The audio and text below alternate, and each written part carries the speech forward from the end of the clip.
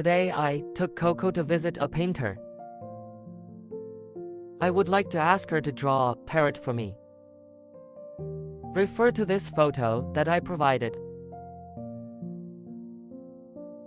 Her name was Kitty and she passed away in March last year.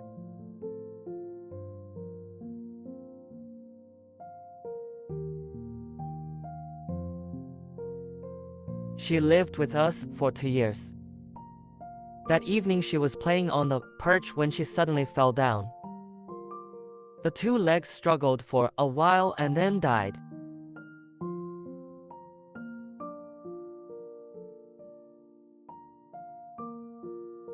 There was only a few minutes left and I simply didn't have time to call the vet for help.